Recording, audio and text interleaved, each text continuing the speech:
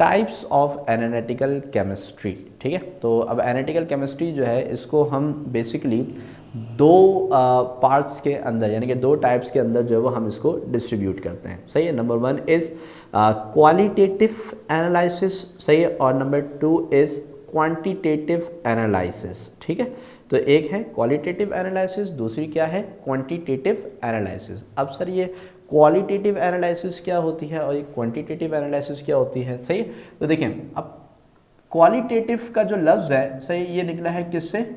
Quality से। ठीक है, तो ये जो लफ्ज़ है ये किससे निकला है? क्वालिटी से। और अगर हम क्वांटिटेटिव एनालिसिस को देखें तो ये लफ्ज़ हमारे पास निकला है किससे?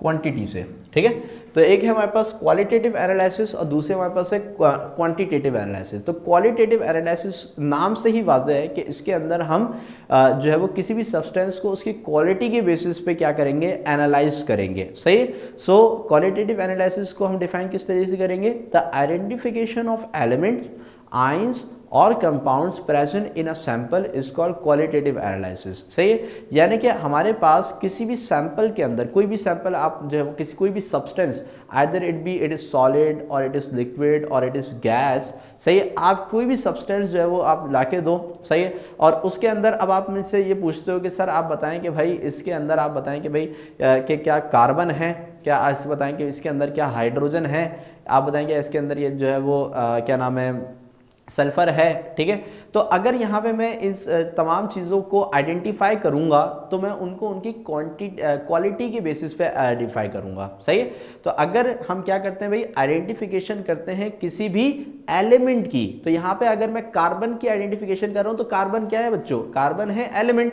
सही, आइंस, कंपाउंड्स, सही, तो किसी भी सैंपल के अंदर अगर मैं, सही, किसी भी एलिमेंट की या आयंस की या कंपाउंड की आइडेंटिफिकेशन करता हूं, सही, उनको पहचानता हूं कि भाई इसके अंदर ये चीज़ें मौजूद हैं, सही, तो वो हमारे पास क्या कहलाएगी? वो हमारे पास कहलाएगी क्वालिटेटिव एनालिसिस। सही, यानी कि मैं उसके अंदर किसी भी सब्सटेंस को उसकी क्वालिटी के बेसिस पे एनालाइज कर रहा हूँ। ठीक है, और फिर आते हैं क्वांटिटेटिव एनालिसिस। अब क्वांटिटेटिव एनालिसिस के अंदर हमारे पास क्या होता है कि हम किसी भी सब्सटेंस की क्वांटिटी को एनालाइज करते हैं। क्वांटिटी का लफ्ज़ मैंने भी बताया था, क्वांटिटी का मतलब क्या होता है?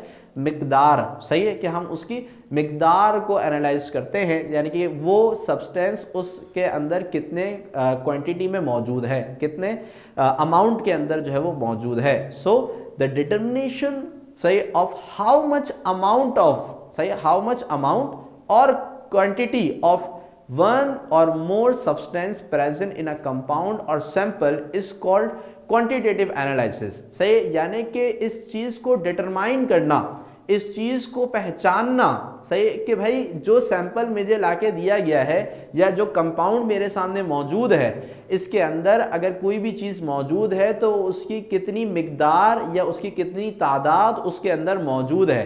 सही, तो ये कहलाता है हमारे पास क्वांटिटेटिव एनालिसिस। ठीक है, तो जैसे अभी मैंने आपको ग्लूकोज की एग्जाम्पल दी थी, तो ग्लूकोज में सबसे पहले हमने ये पहचाना था कि भाई इसके अंदर कार्बन, हाइड्रोजन और ऑक्सीजन है।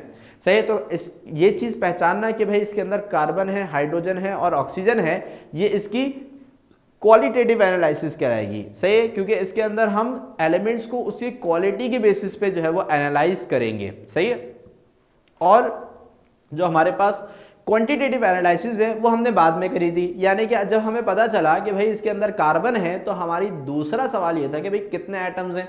सही, तो हमें पता चला भाई ग्लूकोज के अंदर 6 कार्बन होते हैं। सही, तो कार्बन 6 होते हैं, हाइड्रोजन 12 होते हैं, ऑक्सीजन 6 होते हैं, तो वो एनालाइज हमारे पास क्या कहलाएगी? वो कहलाएगी क्वांटिटेटिव एनालाइज कहलाएगी, क्योंकि उसके अंदर हमने उन एलिमेंट्स की क्वांटिटी को मालूम किया।